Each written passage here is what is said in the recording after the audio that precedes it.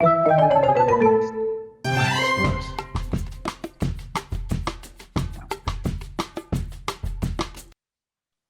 up, Jacque Moodley? Yeah, man. Slept well. Your side? Yeah, good, bro. Also well. Tim Tams again. The same box. I only eat biscuits on Fridays when we have our meetings now. Cut down. Okay, that's good. Everyone needs a gimmick. Gimmick. Everyone needs a gimmick.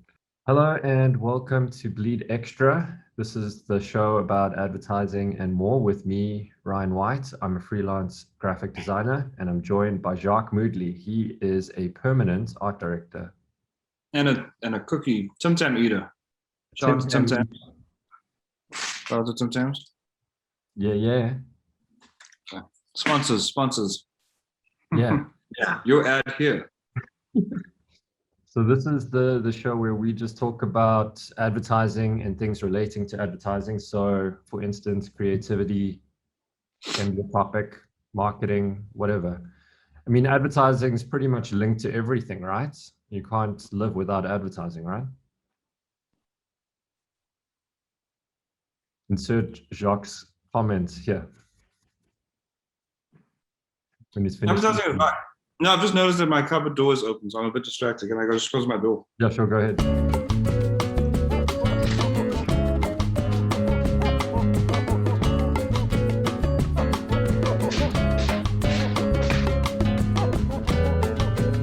I'm back. I was just distracting. I was like, oh, this is not making for a great frame. And people will judge my cupboards for how untidy they are. You're absolutely correct. That's a problem with broadcasting from home. People now have insight into how you're living. And this facade that you put up out in the world is quickly destroyed. They're like, this guy don't live like that. You know what I mean? You've just described advertising.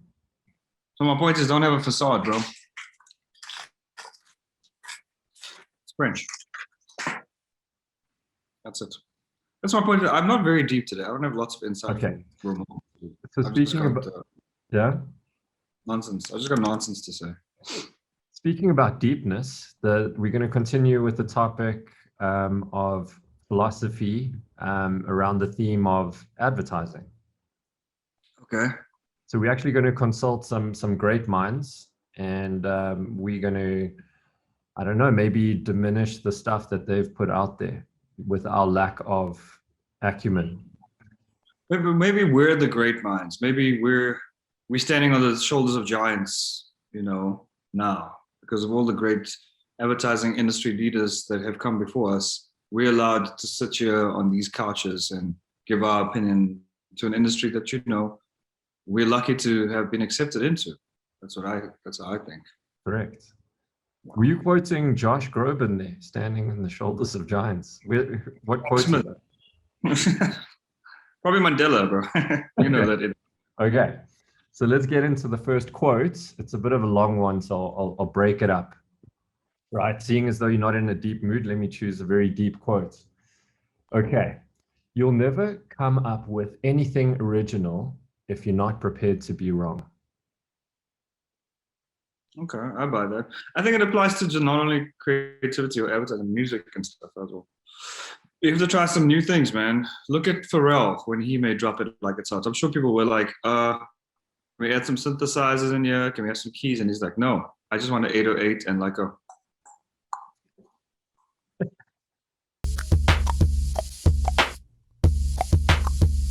That's a great jam. And when that comes up in the club, people lose their fucking minds. People love... Yeah. I agree. Whoever was it? David Ogilvy strikes again. No, this is a fellow UK person, Sir Ken Robinson. So I'll read the rest of the quote. So you'll never come up with anything original if you're not prepared to be wrong. And by the time they get to be adults, most kids have lost that capacity. They have become frightened of being wrong, and we run our companies like this. We stigmatize mistakes, and we're now running national education systems where mistakes are the worst thing you can make. And the result is that we are educating people out of their creative capacities.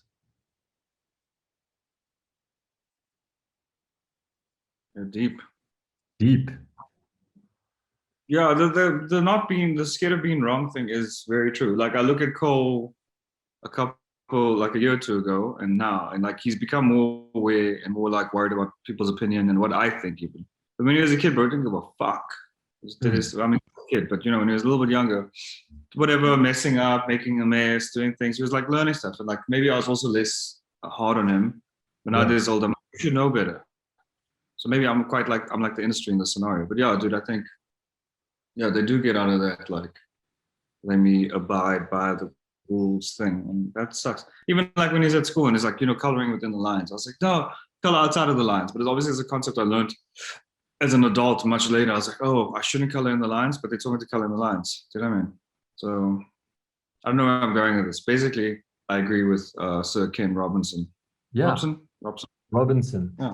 So yeah, like so I agree with that, but I mean we can't be too hard on ourselves if we grew up in that system. Do you know what I mean? So like we've been indoctrinated in a certain way, so we can't necessarily be too hard on ourselves for, you know, like your example with Cole. I mean, you can only learn as you grow up, you know, but what I kind of enjoyed with this is it's like, yeah, we stigmatize mistakes. So like the whole thing with creativity is you have to put something down on the piece of paper. And how do you know if it's going to be right if you don't put it down? You know what I mean? So, and also what is right if we're talking in under the umbrella of creativity? Do you know what I mean? Yeah, I was doing this layout the other day. And I was like, you know, when you're just moving type around and like just like not haphazardly, you guys kind of moving shit around. And like, this type kind of went over the image, but it was like, I was like, oh, this is really cool. But it was a mistake. It was like I wasn't supposed to, or like I copy and pasted something and pasted in a weird place. I was like, oh, that looks cool. And I left it, and that was a cool layout. Sorry. Thanks. Hope it's not COVID. So yeah, sometimes you make mistakes and they work out. Some good mistakes, you know. Sometimes when I'm just going through blending modes because I want to get to screen or overlay and I accidentally hit luminosity and I'm like, okay. Like, oh, this looks great. Yeah, usually I'm like an overlay or multiply guy. You know what I mean? Like sometimes I stay in my lane. So I wanted to go have a little bit of this image and be lighter, and I want it to be like darker with this image. And then sometimes you fucking, yeah, dude, you hard light it and you're like, oh shit. I just like, you know. I was about to say, if you're ever feeling risky, try hard lights. But I've hard lit some shit, bro. You don't even know. I'll be hard lighting right now and gaslighting. So that was Sir Ken Robinson, British author. Okay, let's move on to the next quote. If it doesn't sell, it isn't creative.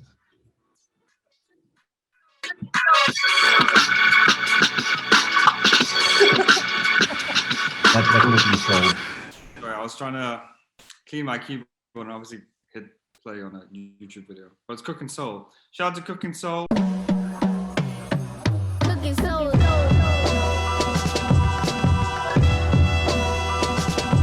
I'll send you the link. There's some digging stories, cool mixtape of cool songs. Lead beats every Friday. Chill, lo-fi hip hop while you're studying or working. Cooking Soul ad placement. Your ad could go here. Yeah. Okay. I've already said the quote. Oh, I wasn't listening yet. Okay. If it doesn't sell, it isn't creative. Look, man, I've got a lot of ideas in my drawer that never sold. And I think they were pretty creative, but I feel like we should change this quote. I feel like if it doesn't sell, nobody believed in it hard enough. I think you could sell anything. Whatever idea it is.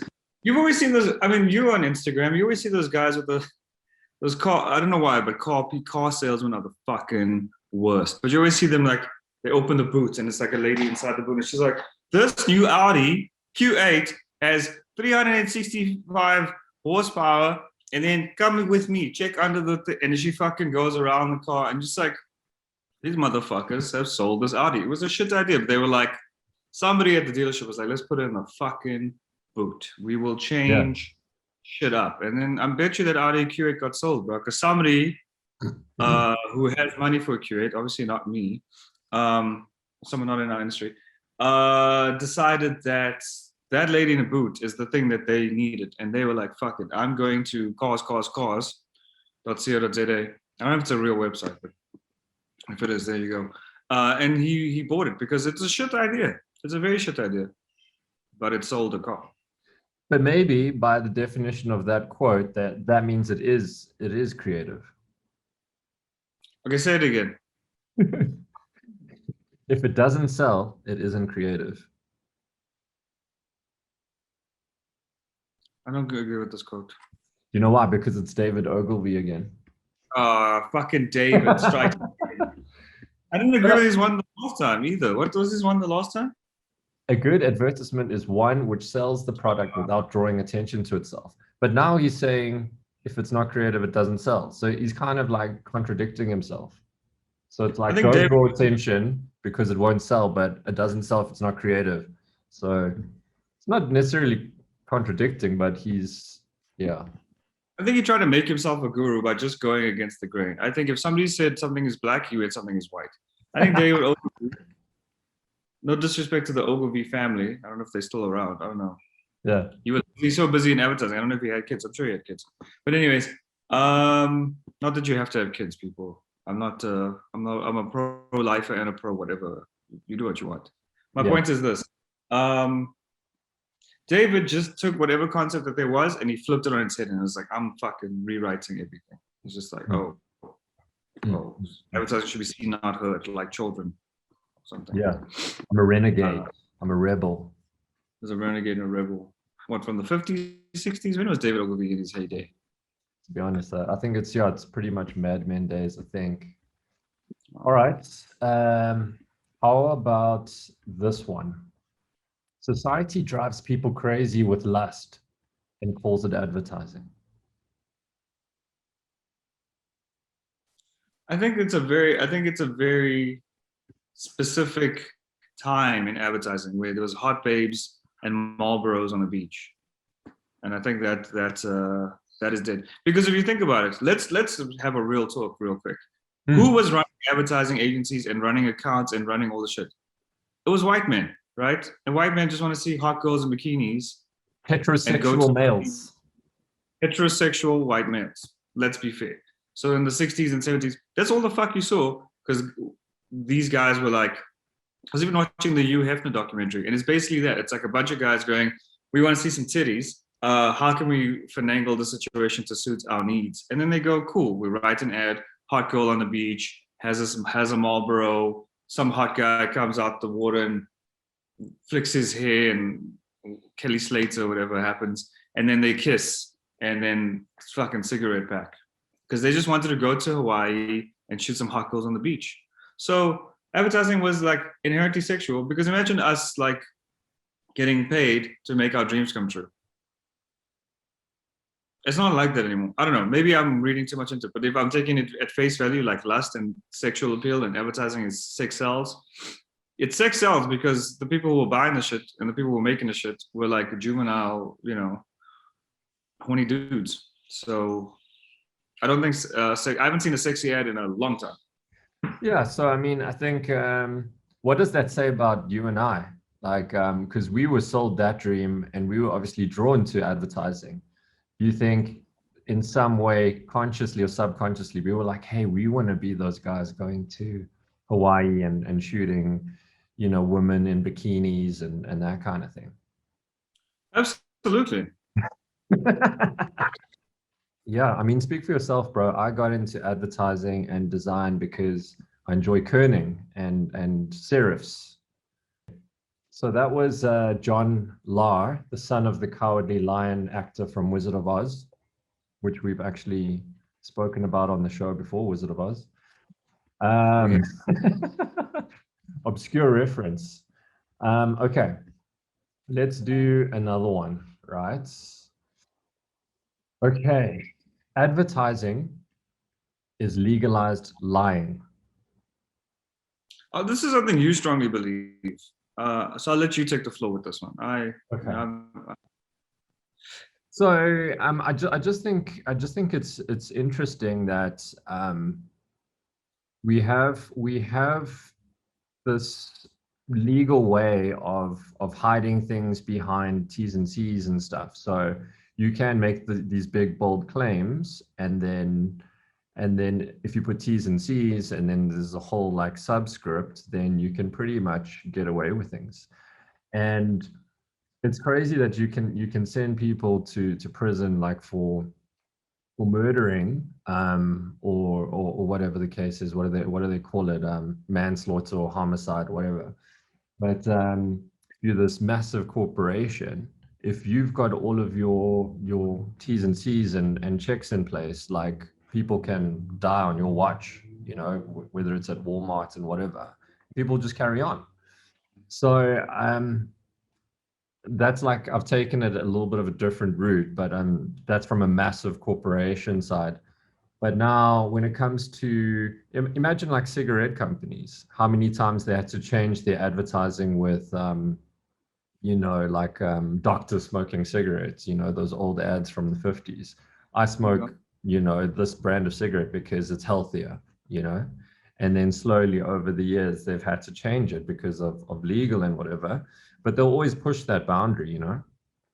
But do you think so? That being said, do you think it's advertising that's the evil one, or is it like advertising? Don't shoot the messenger. I think comes into play here. I feel like we get told what to say. We get told what our message is, and we have to find a way. Sure, we're enabling, but I think at the end of the day, if you're talking about the corporations who are hiding, there's like lead in their paint, and they're going, hey, you can paint your baby's room with this paint, it'll be okay.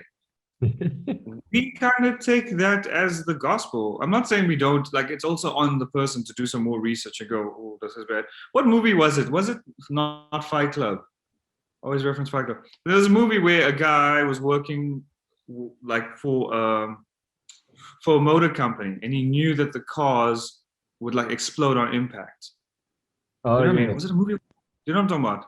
Yeah. But he took it upon himself to like go and investigate more and go like, okay, this is fucked up, and why is this blah blah blah. He was like an insurance guy. What movie was it? Seven. It's a good movie. I don't know. It's one of those 90s like Fight Club, American History X type movies. I assume Edward Norton was in it. But anyways, yeah, I'm saying that to say this. I feel like the corporations know that they're doing dodgy shit. Like, look, we were having this chat about I'm just gonna say the brand Nestle, right? And like how the way they were getting their cocoa was really fucked up, and like they were getting it. They were like, I think there's child labor involved and all this shit. So like Nestle can come after me if they want. I don't have money. But now I noticed, and I didn't know this, right? I didn't know this. Somebody told me this, and they were like, no, Nestle gets their cocoa fucked up. And then I went to the store the other day and I saw like, a trade, like on my son's Kit Kat. He loves a white Kit Kat. It's like fair trade cocoa on the fucking front of the Kit Kat, like Kit Kat, big word, and then fair trade. So obviously there is a problem and people are aware of it, and they like quickly go, let's fix this in design. Someone put a fucking fair trade logo on this thing real quick, boom. And then you go, oh, okay. But see, I mean, you watch Seaspiracy, right? I haven't seen it yet. Okay, anyways, I'm gonna ruin it. Spoiler alert ahead, people. But basically all those like dolphin friendly stickers are bullshit. No tuna's dolphin friendly. They fuck the dolphins up. They literally like catch as much shit as they can, and then whatever isn't tuna, they chuck the fuck out. And some of those are dolphins, and some of those are turtles, and some of those are straws. So basically what I'm saying to you is, it's not, we're the messengers. And I'm not saying we're completely like absolved of all legalities or whatever in this, but somebody comes to us with money in hand and a promise, and they go, here's some money, just tell people that we're dolphin friendly. And we go, okay. And then we work on a dolphin friendly logo. And we go to 16 reverts with our creative director, and he goes, maybe we should go back to route number 1 with the dolphin was like happy. And we go, okay. And that's all the fuck we were doing, bro. We were trying to make, look, no advertising is completely like, you could work for fucking UNICEF and be telling people to go do something. And maybe that injection that they take now causes epilepsy. I don't fucking know. But you know what I mean? We only get told what to do and we go do it. And yeah, it should be on us to do more research and make sure we're doing the right thing. Yeah. And ethics come into play, which is another topic. But I think, yeah, dude, like, we're not the evil ones, but we help deliver the evil message. We're like the Jehovah's Witnesses of evil. Yeah, look, I mean, I think if we're going to use a metaphor, what about the circle of life? So if we go Lion King on this, you know, at the end of the day, in that movie, the lions were eating all the wildebeest or the buffalo, whatever they were, and it's like, but they weren't portrayed as the evil ones, and they just sold us this dream of, no, it's the circle of life. These guys are part of the ecosystem, and then when the buck die and when their bodies die, it creates plants, and then the buck eat that, you know. So it's like, so are we Whoopi Goldberg in the scenario? Like, who's who in the zoo? maybe we could be seen as Scar or like a lion. I don't think we're Scar. That's what I'm trying to say. I think Scar are the businesses, and we're just like the hyenas being dictated to by Scar. He's just like, he gets on his mountain, he's like, be prepared, and then we fucking get prepared, bro. And then we go and do whatever Scar wants us to. I don't think the hyenas gave a fuck about that little lion cub. But Scar was like, you guys need to go fuck this lion cub up. Because Scar, with his business mind, was like, if I get rid of the fucking lion cub, I get rid of the dad, there's nobody in my way to the throne.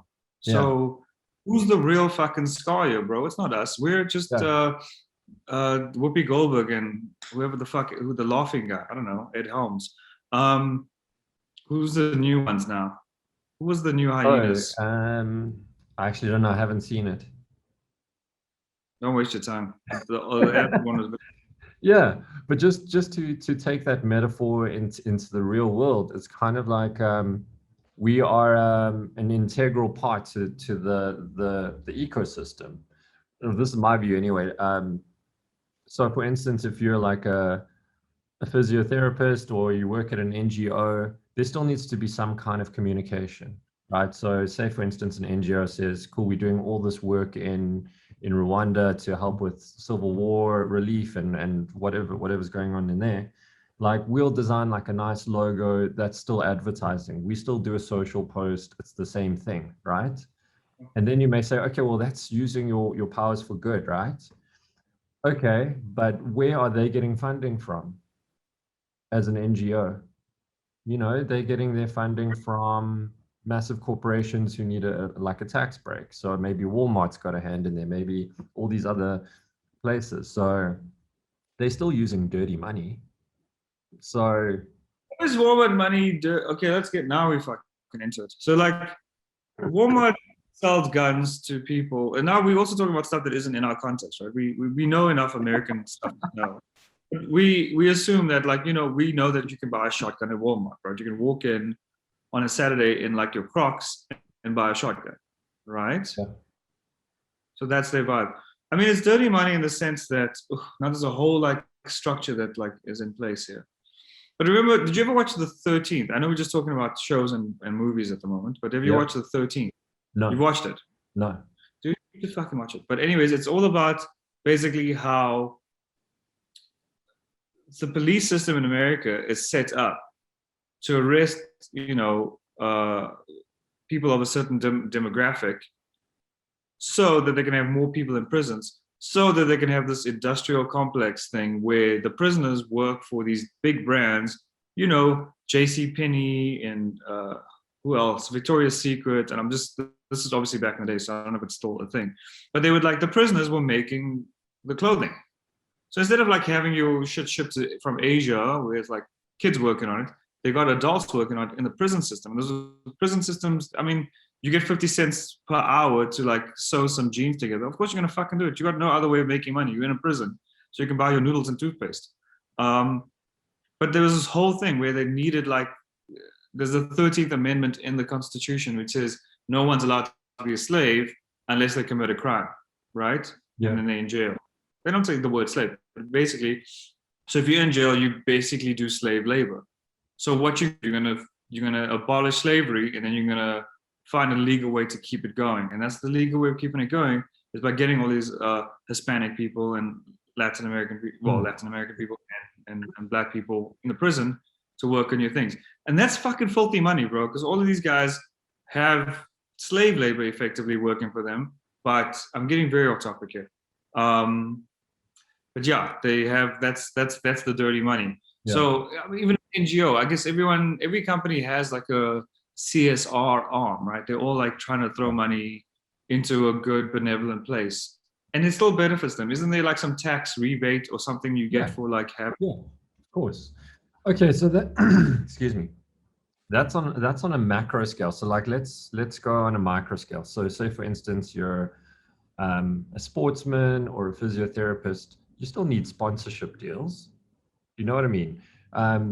There's a logo on a cricket bat. There's a logo on a soccer player's shirt. You know what I mean? You may say, I'm a sportsman, I'm providing entertainment. Cool.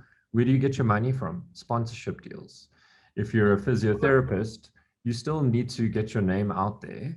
So you go through advertising. So I think what I'm trying to say is you can't really escape it. But here's the other thing. Why are people doing sports in the first place, right? It's because we as advertisers, we put out this message, Nike, Adidas, no one needs to be running around injuring themselves. So through years and years of watching all of, the Olympic Games, the World Cup and whatever, we've been indoctrinated to do quite dangerous things, right? I've been injured lots of times playing action soccer, right? Yeah. And I've had to go for surgery. So I'm keeping, orthopedic surgeons in business. I'm keeping physiotherapists in business, right? So they may be helping me, but why am I running around like a maniac in the first place? Because you wanted to go have fun with your friends. Exactly. So you didn't go and have fun with your friends because Adidas told you to do it. You went and had fun with your friends because it's a bonding exercise and you wanted to be physical because doing physical activity makes you feel better. Adidas never told you to do that. They use that insight to go, you should buy, next time you go running, go buy our Venom soccer boot or whatever the fuck it is. But the insight is that people need companionship and people need to be active and people need to do stuff so they can feel better. And Adidas is just going, well, we can fit nicely into this because this is where we position ourselves strategically. Strategically, we're about people having fun, doing cool shit. Yeah, we sell a couple of sneakers, but at the end of the day, you're still doing something that's good for you. And I think advertising always has the emotion of it's always a positive. Buy this product because it'll be better for you. You don't need to drive a fucking Jaguar. You could get to work in a Kia, or whatever. But you buy a Jaguar because, like again, we said this last week. There's all these things attached to it, and that is branding. But at the end of the day, you want to do it for yourself. Nobody's holding a gun to your head and saying, "Buy this Jaguar." You're like, I've worked hard. I've made lots of money for this corporation. I deserve to roll up in a Jag to my son's school. So all his friends go, "Well, your dad's cool. He got that Jag. He got that James Bond car." So yeah, man. Shout out. Yeah, I mean, I agree. I agree with you. Adidas didn't tell me to do it. It was actually Nike that did. No good. I'm done with you, bro. You know what I'm saying? Yeah, I think everyone wants to do something for themselves and they want to improve themselves and they want to improve their lives. And advertising neatly goes, well, here's a way. Advertising, if we want to use metaphors, is more of a drug dealer. But it's not like a pushy drug dealer. He's just like like you're walking down the street and like you're on Jan Smuts or you're like in Rosebank. And this happened to me once where I was like rubbing my nose. I was like doing this because I have like sinus issues. So I'm always like this. And some guy's like, "You want Snafe?" "Want Snafe?" I was like, "What?" He's like, "I want Coke." I was like Coca-Cola. He's like, "No, I want Coke." I was like, "No, man, I don't." And that's advertising. And then he's like, "Why are we doing the signal?" I didn't know it was a fucking signal. Like, my nose was like blocked. My nose is always blocked. But what I'm saying to you is, advertising is just not it's a drug dealer, but it's not a pushy drug dealer. He's just like "You want this? No? Okay, cool. He fucks off." That's okay, man. If you as the person need to be susceptible. Nobody tells me to eat Tim Tams every fucking day. Do you know what I mean? I have Tim Tams when I feel like a Tim Tam, whatever, but I don't eat it consecutively. Tim Tam can't go Just don't fucking eat 16 Tim Tams a day. You're gonna like get heart disease. They just go, we're making this product, it's delicious, dip it with tea, dip it with coffee. It's up to you. You as a person have to be a grown-up or a child and decide. So they've changed advertising for children. But you have to decide that this thing is good for me or this thing isn't, and I need to use it in a certain way. Anything can be used in excess and, you know, be bad for you, like Tim Tams. We just the ones that go, we're the sign writers that go, buy this thing for $6.99. Just washing your hands clean, hey? Just wash your hands. Okay. My conscience is clear, bro. Not ever once have I sold something that was detrimental to their life. If I was selling heroin, it's a different story. If I was like a heroin seller, and I was like, I really fucked up Whitney Houston's life. Shout out Whitney Houston. Do you know what I mean? Then it's on me. Then I know I fucked up someone's life. But me selling Tim Tams, bro, I can go to sleep well at night. Well, you said you slept very well, so yeah. I think we should stop there because you've got stand up. I'm starting a new gig today. Oh, it's today. Yeah, it's today. Oh, nice. So yeah, contact us on bleedadvertising@gmail.com or Instagram DMs, or tweet us if you have any questions, if you want to put forward some philosophy, or if you want to comment on some of the philosophy Jacque and I have brought to you via great minds. Yeah, minds like H.G. Wells, that was advertising is legalized lying. So any other shout outs or any news to speak of that we maybe? Thanks to the Jar Awards for nominating us and having us win the gold in the categories that I can't particularly remember right now, but shout out the Jar Awards. This podcast, blog, and YouTube channel. Best podcast, blog, and YouTube channel. That's one category. It's 3 categories, but it's around the theme of advertising and more. So yeah. That's quite a specific category. It's quite specific. But I mean, we won them, and it's there, it's out there. It's been, what do you call it? It's gazetted. So, it's the lower hanging fruit of the podcast award industry. Yeah, well, I mean, it's recognized by some, I should say. Specifically 2 people.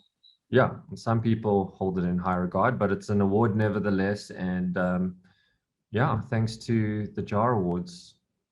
Yeah, guys, you're watching an award-winning podcast right now. So there you go, and listening on Spotify. Yes, wherever else you get your podcasts. Maybe Deezer, who knows? Apple. There's some. Do you know the word podcast comes from iPod broadcast? No. It was from iPod. That's where the pod comes from. Because iPods were the first thing to have the podcast logo on it, because it was an iPod thing, and then it never. So effectively, Apple started podcasting. They just didn't know it, and then only much later, when it like started really becoming a thing, then you could get your podcast on stuff. But it was the word pod. Yeah. Cast from iPod. Yeah. iPod broadcast. Crazy, right? Amazing. Yeah, that's cool. That's cool. What else? Is that it? That's it. Thank you. Cool. Yeah, let's just end it there, bro.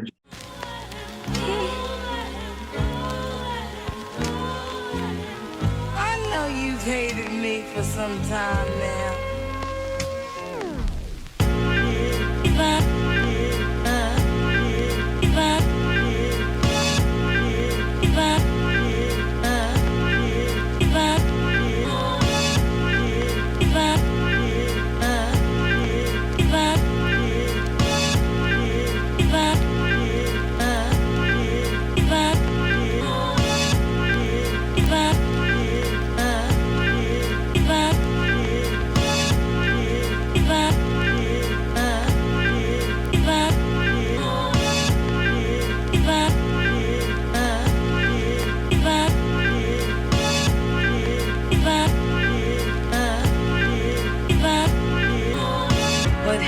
It's too strong of an emotion to waste on somebody that